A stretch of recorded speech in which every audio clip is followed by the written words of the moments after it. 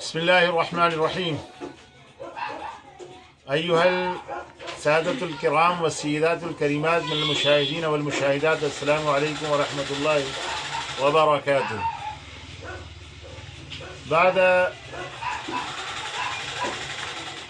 مغبة طويلة من إلقاء الخطب اليونانية العربية، اليوم إن شاء الله وبإذن الله نخطب بين أيديكم ما هي الأشياء التي تلائم أكلها للمرضى، وما هي الأشياء التي تضرهم ولا تنفعهم. في هذه الجلسة فنقول هناك أمراض لا يجوع على الأكثر أصحابها، فهم لا يغذون إلا غذاء مقويا مهضوما بسرعة، ويجانبون أغذية بطيئة الانهضام، ولا تلائم لهم السمون واللحوم والمقليات والمشويات في الزيوت وكل ما يوجد فيه النشاسة يعني ستارش.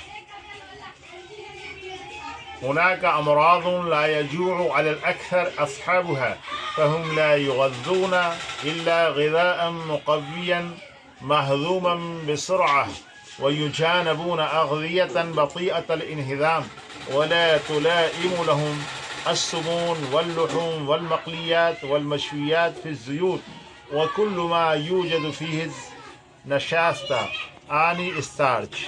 وأحيانا يتصادف المعالج أناسا من المرضى وهم أعدل جوعا وأيضا أجود هضما، ولكن أبدانهم تنتج أخلاطا كيلوسية أو رديئة الكيموس وفاسدة المواد كالسمناء والشحماء، فهم سيطعمون أطعمة ذات الكم الكثير والقليل التقوية كمثل البقول والخضروات والأخبزة الدقيق وأخبزة الدقيق الغير المغربل والفواكه.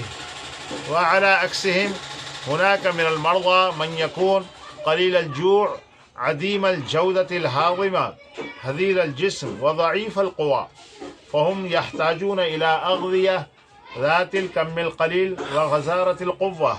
على سبيل المثال البيضات القليلة الغليان على النار، وفراخ الدجاج والديوك الصغيرة والدراجات ونظائرها من الطيور الأخرى والحليب وما عداه. وليتناول أطعمة قليلة القوة من أصيب بالحمى وتورم عظمه داخليا، وأيما طعام يتناوله يجب أن يكون من السوائل وأسرع هضما، ولن يتناول المحموم شيئا أبطأ هضما ما لم يشف من الحمى كاملا، ولا بد من إيفاء الحزم نحو تكثير الغذاء المقوي في الحميات الحادة كالحمى المعوية يعني تايفايد، والحمى الآجامية يعني ملاريا، وغيرها من الحميات. والسلام عليكم ورحمة الله وبركاته.